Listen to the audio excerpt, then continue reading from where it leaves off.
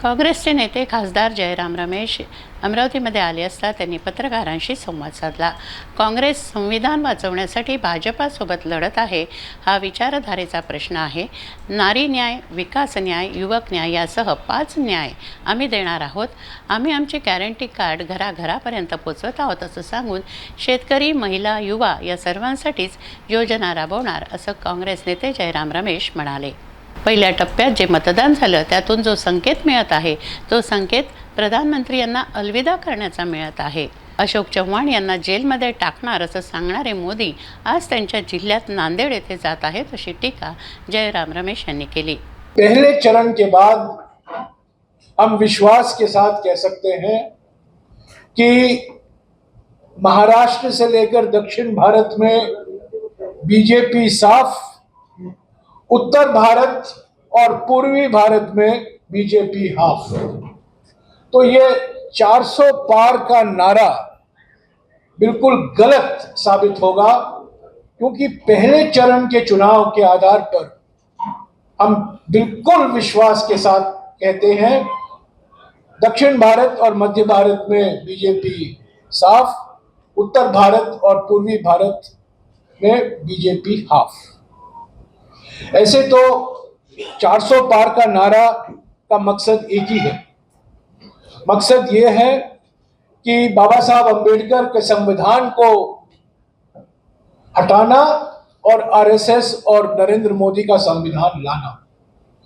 प्रधानमंत्री खुद बोलते नहीं हैं, खुद हिम्मत नहीं है बोलने की, पर उनके सारे कठपुतलियां जो हैं, सांसद, उम्मीदवार, आर्थिक सलाहकार, ये लोग सब ये मंत्र जपते हैं कि बाबा साहब अंबेडकर का संविधान का समय हो चुका है और नए संविधान बनाना है, और इसलिए बार बार 400 पार की बात होती है।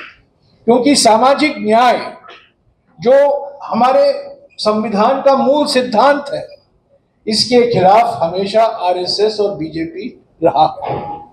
तो ये चुनाव 2024 के चुनाव लोकतंत्र को बचाने के लिए, बाबा साहब अंबेडकर के संविधान को बचाने के लिए कांग्रेस पार्टी और इंडिया जनबंधन के घटक दल लड़ रहे हैं बीजेपी और एनडीए पार्टियों के खिलाफ।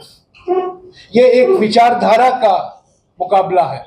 ये सिर्फ सीटों का मुकाबला नहीं, सिर्फ वोटों का मुकाबला नहीं, ये विचारधारा का मुकाबला है। आप जानते हैं कि राहुल गांधी जी के नेतृत्व में 2022 और 2023 में भारत जोड़ो यात्रा निकाला गया और 2024 में भारत जोड़ो न्याय यात्रा निकाला गया। और भारत जोड़ो न्याय यात्रा का नतीजा ये हुआ कि कांग्रेस पार्टी इस चुनाव में 5 न्याय और 25 गारंटी के आधार पर ये लड़ाई लड़ रही है। 5 न्याय यानी कि नारी न्याय, युवा न्याय, किसान न्याय, श्रमिक न्याय और हिस्सेदारी न्याय। और ये गारंटी कार्ड हमने छपाया है। ये है 5 हमारे न्याय, और इन 5 न्याय को लेकर ये हमारे 25 गारंटी है। और ये करीब हमारे सारे देश में 8 करोड़ परिवारों तक घर घर गारंटी कार्ड हम पहुंचा रहे हैं। हमारे नेता, हमारे कार्यकर्ता करीब 8 करोड़ घरों में ये गारंटी कार्ड पहुंचा रहे हैं। मैं इन गारंटियों के सारे 25 नहीं गिनाऊंगा, पर मुख्य 3-4 जो गारंटियां हैं, जो कांग्रेस पार्टी की प्राथमिकता है, जो कांग्रेस पार्टी मानती है कि 2024 के चुनाव में यही मुद्दे हैं, उसको मैं थोड़ा उसके बारे में थोड़ा जिक्र करूंगा। पहली बात तो यह है किसान न्याय, और इसमें हमारे 2 बड़े वादे हैं, 2 बड़े गारंटियां हैं कि हम किसान को जो एमएसपी मिलता है, न्यूनतम समर्थन मूल्य मिलता है, उसके लिए हम एक कानून बनाएंगे, उसको हम कानूनी दर्जा देंगे।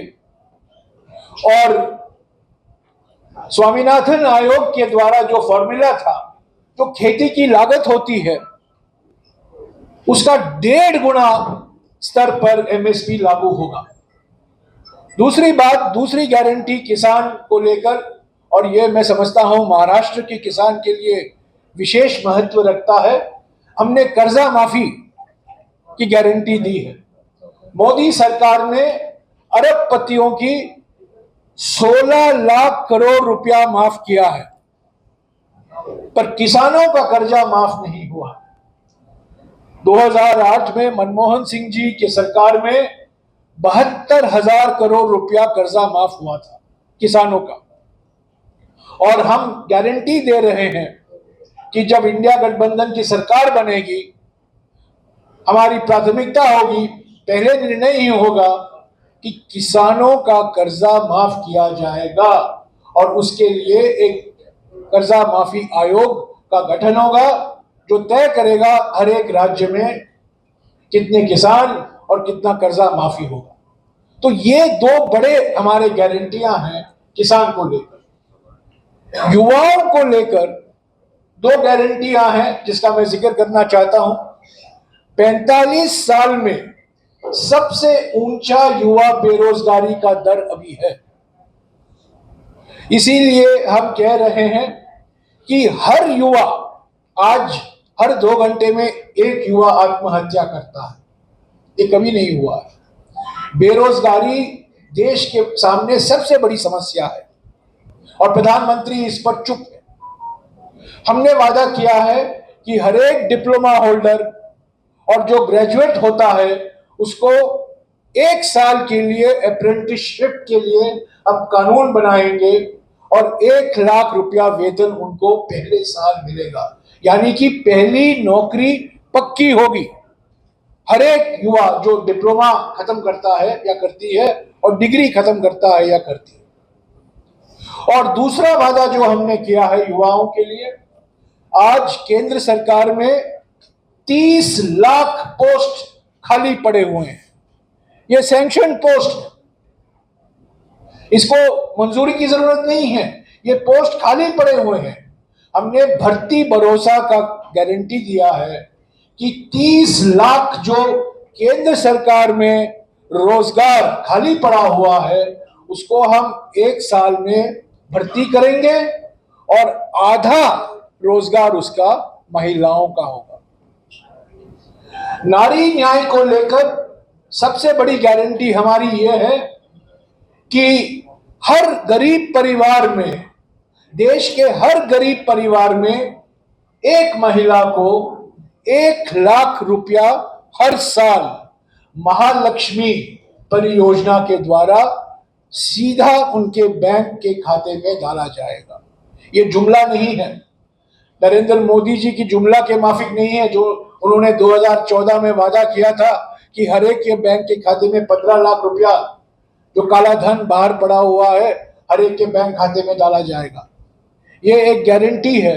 हमने कर्नाटका के गारंटी दी है, कर्नाटक सरकार ने यही महालक्ष्मी परियोजना लागू की है, तेलंगाना में भी ये लागू हुआ है और हम गारंटी दे रहे हैं कि देश भर में ये महालक्ष्मी परियोजना लागू होगी। ऐसे श्रमिकों को लेकर, पिछड़े वर्गों को लेकर, अनुसूचित जाति, अनुसूचित जनजाति और ओबीसी वर्गों के लिए आज 50% आरक्षण की सीमा है। अनुसूचित जाति, अनुसूचित जनजाति और ओबीसी का आरक्षण का सीमा सुप्रीम कोर्ट ने तय किया है कि 50% से ऊपर नहीं हो सकता। हमने ये गारंटी दी है कि हम संविधान में संशोधन लाएंगे, ये 50% ऊपरी सीमा हम हटाएंगे ताकि अनुसूचित जाति, अनुसूचित जनजाति और ओबीसी वर्गों के लिए उनके आबादी के मुताबिक आरक्षण हासिल वो कर पाएंगे। तो ये हिस्सेदारी न्याय हुआ। तो साथियों, ये कांग्रेस पार्टी की रणनीति है। प्रधानमंत्री इंटरव्यू दे रहे हैं, भाषण दे रहे हैं, दुनिया भर की बातें करते हैं, पर बेरोजगारी पर चुप है, महंगाई पर चुप है, बढ़ती हुई आर्थिक विषमताओं पर चुप है, किसानों की पीड़ा पर चुप है, चीन से जो आक्रमण हो रहा है लद्दाख में, अरुणाचल प्रदेश में, उस पर चुप है। पर प्रधानमंत्री और कोई मुद्दे उठाकर अपना चुनाव प्रचार कर रहे हैं और बार बार कह रहे हैं कि 400 पार, 400 पार।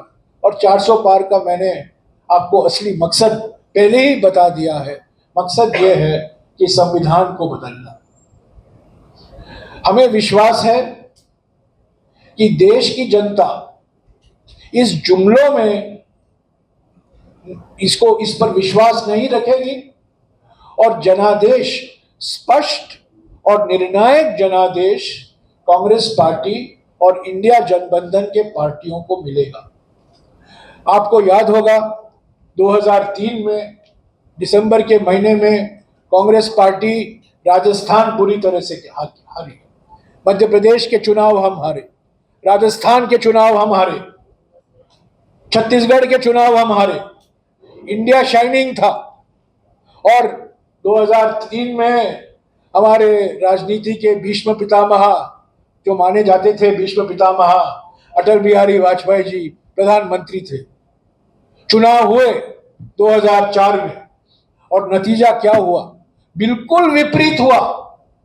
इंडिया शाइनिंग, जो हम असेंबली हम हारे थे, प्रधानमंत्री अटल बिहारी वाजपेयी, कोई फर्क नहीं पड़ा। जनता का विश्वास कांग्रेस पार्टी और कांग्रेस पार्टी के गठबंधन के पार्टियों पर मिला और यूपीए की सरकार बनी।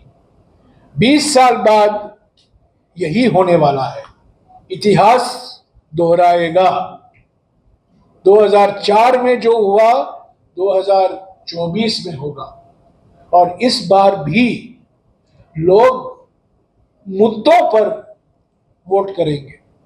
मैं अलग अलग राज्यों में जा रहा हूं और मुझे देखने को मिल रहा है, मुझे महसूस हो रहा है कि मजबूत तरीके से जमीनी स्तर पर एक अंडर करंट है। जोर से नहीं लोग बोल रहे हैं, जोर से नहीं बात कर रहे हैं, पर चुपचाप लोगों ने मन बना लिया है कि 10 साल अन्याय काल से हमें मुक्ति चाहिए। ये जो अमृत काल के सपने दिखा रहे हैं, इनसे छुटकारा चाहिए और वक्त आ गया है नारी न्याय, युवा न्याय, किसान न्याय, श्रमिक न्याय और हिस्सेदारी न्याय का। तो इसी भावना के साथ, इसी आत्मविश्वास के साथ कांग्रेस पार्टी चुनाव में उतरी है और हम समझते हैं कि जो पहले चरण में हमने देखा है वो एक संकेत देता है कि प्रधानमंत्री, आउटगोइंग प्रधानमंत्री, उनका अलविदा होना अभी बिल्कुल समय 1.5 महीने ही बाकी है। 4 तारीख जून को नतीजे आएंगे और हमारे प्रधानमंत्री को हमें अलविदा कहने का हमें मौका मिलेगा। और इसीलिए मैं कह दूं कि आज जब अभी जानकारी मिली है कि इलॉन मस्क ने भी अभी अपना ट्रिप, जो इंडिया में आ रहे थे, भारत में आ रहे थे, उन्होंने कुछ महीने के लिए उन्होंने स्थगित कर दिया है, क्योंकि इलॉन मस्क भी जानते हैं कि आउटगोइंग प्रधानमंत्री से मिलने से कोई फायदा नहीं। जो सरकार सत्ता से जा रही है उनसे मिलने से मुझे कोई फायदा नहीं होने वाला है। तो आज सुबह ही खबर आई है, क्योंकि लोग जान गए हैं कि पहले चरण के चुनाव के बाद बीजेपी साफ दक्षिण भारत में, पश्चिम भारत में और उत्तर भारत में खास तौर से, और उत्तर पूर्वी और पूर्वी भारत में बीजेपी हाफ। तो इंडिया गठबंधन, इंडिया गठबंधन की सरकार बनना निश्चित है और ये जनता की भावना है। जनता के बीच में हम जा रहे हैं और बार बार किसान के मुद्दे, महिलाओं के मुद्दे, युवाओं के मुद्दे, पिछड़े वर्गों के मुद्दे हम उठा रहे हैं और प्रधानमंत्री खूब प्रयास कर रहे हैं। आज भी नांदेड़ गए हैं और मैंने प्रधानमंत्री को याद दिलाया है। कुछ एक घंटा पहले मैंने उनका एक पुराना वीडियो ढूंढकर उनको याद दिलाया है कि 2014 में उन्होंने नांदेड़ में क्या कहा था। उन्होंने कहा था, अशोक चव्हाण को मैं जेल भेजूंगा, मुझे वोट कीजिए और इनको मैं जेल भेजूंगा। और आज उन्हीं व्यक्ति के साथ वो नांदेड़ गए हैं बिना शर्म के। तो यही है प्रधानमंत्री की असलियत, असली रूप। सुप्रीम कोर्ट ने पर्दाफाश कर दिया है। चंदा दो धंधा लो, हफ्ता वसूली, फर्जी कंपनी, ठेका लो, घूस दो। सुप्रीम कोर्ट ने कह दिया है कि इलेक्टोरल बॉन्ड गैर संवैधानिक है। ऐसे तो कई घोटाले हैं